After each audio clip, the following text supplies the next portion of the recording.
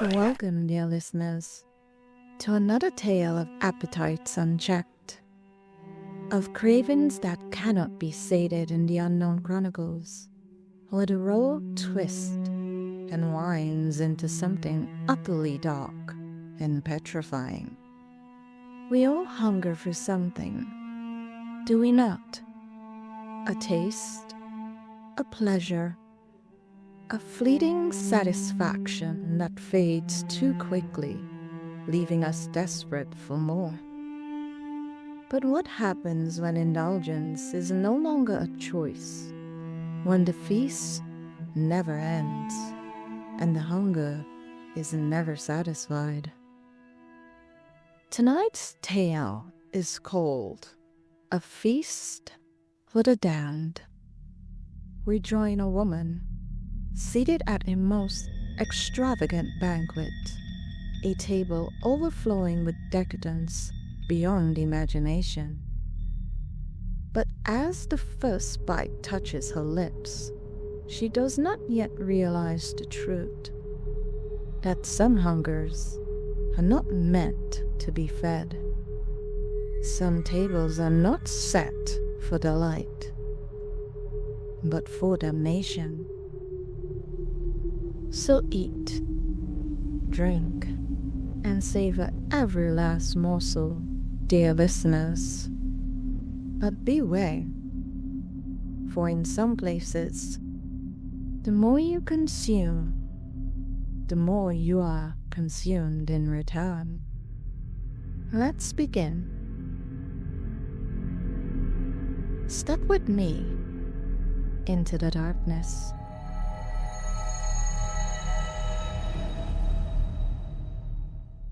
The scent is the first thing I notice. Thick, rich, overwhelming. Butter and roasted meat, caramelized sugar, warm bread fresh from the oven. It surrounds me, cradles me, and seeps into my skin. When I open my eyes, I am seated at a grand dining table stretching so far into the distance that I can't see where it ends. Before me is a feast fit for royalty. Roasted birds glisten with juices, their golden brown skin crisp. Loaves of bread, still steaming, sit in woven baskets. Candied fruits shimmer like gemstones, their syrup pooling in crystal bowls. A goblet of deep red wine waits beside my plate, dark as blood. My stomach clenches with hunger, raw, unbearable, primal. I can't remember how I got here, but I can't bring myself to care. I reach for the nearest plate, my fingers sinking into the tender flesh of a lamb shank. I tear off a piece and shove it into my mouth. The taste is indescribable, richer than anything I've ever eaten, the flavors exploding across my tongue. Every bite is ecstasy, a warmth blooming deep inside me, spreading through my limbs. I devour without pause. Meats, cheeses, pastries, I gorge myself, barely swallowing before stuffing in more. The wine is like silk down my throat, smooth, intoxicating. The hunger doesn't fade, it grows, deepens like a pit widening inside me. A sound stops me mid-bite. A slow, deliberate clap.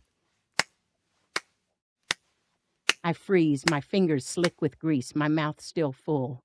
I hadn't noticed anyone else in the room, but the clapping echoed through the darkness beyond the table. Each beat sharp, mocking. A shadow moves just beyond the reach of the candlelight. A figure, standing at the edge of my vision. "You're making quite a mess," the figure murmurs, voice low and amused. "Not that it matters. You'll have an eternity to clean it up." I swallowed, my throat suddenly dry. "Who? You don't know where you are, do you?" The figure tilts its head, just enough that I catch a glimpse of its face or the absence of one. A hood obscures everything but the vague outline of a mouth, lips curled into something that might have been a smirk. I shake my head, my pulse pounding. "Of course you don't," they sigh. "None of you ever do. That's part of the punishment." "Punishment," I whisper. "Tell me, Miriam," the figure says, stepping forward. The candlelight flickers, revealing more of them. A long, tattered cloak and hands as pale as bone. "Do you remember how you got here?" I open my mouth, then stop. No, I don't remember anything before waking at this table. The hunger, the food, the need to eat, it was all consuming. But before that, nothing. A slow, cold dread creeps up my spine. The figure leans in close, their voice barely more than a whisper. "You're in the third circle, Miriam. A pit reserved for those who could never control their appetites. And you, my dear, have so much more to eat. The candlelight sputters. The room tilts. The feast before me shifts, changing, rotting. The meats blacken and split open, writhing with pale, glistening maggots. The bread crumbles into mold-ridden dust. The wine thickens, darkens, coagulates. I push back from the table, gagging, but my hands, my traitorous hands, continue moving, stuffing handfuls of spoiled meat into my mouth. I scream around the bite, choking, sobbing. My stomach churns violently, something inside it moving. The figure watches unmoving as I claw at my belly. Something sharp presses from the inside. My skin stretches, bulges, and then tears. A wet, sickening rip echoes through the room. Rows of jagged, glistening teeth grin from the gaping wound. Dozens of tiny, writhing mouths chew, gnash, grind. Their black tongues flick hungrily, their needle-like teeth tearing through the soft, exposed tissue of my own flesh. A voice, low, guttural, layered, rumbles from inside me. More. I try to scream, but my mouth is already full. My hands keep moving back to the table, shoveling food in, feeding the mouths inside me as they chew their way through my body. The figure only watches. I am no longer eating. I am being eaten, and the feast will never end. Oh, dear listeners, a cautionary tale indeed. A feast without end, and a hunger without mercy. Our guest dined upon indulgence for so long she never noticed when the meal turned against her. She was consumed by her own desires, quite literally, in the end. Gluttony is a simple thing, isn't it?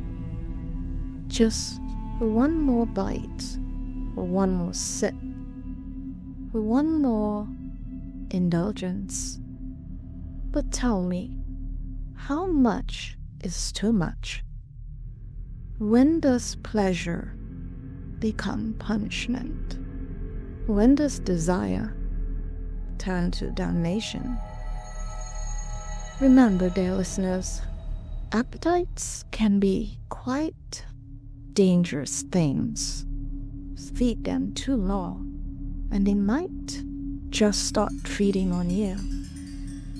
So keep your eyes sharp and your wits sharper, and be wary of what you crave. For some hungers should never be satisfied. Join me next time in the Unknown Chronicles, where we delve into another tale of terror, where the line between the real and the unreal is perilously thin. This has been Thorne Bloodrose. Until we meet again, bon appetit, and good nightmares. Sleep tight, if you can.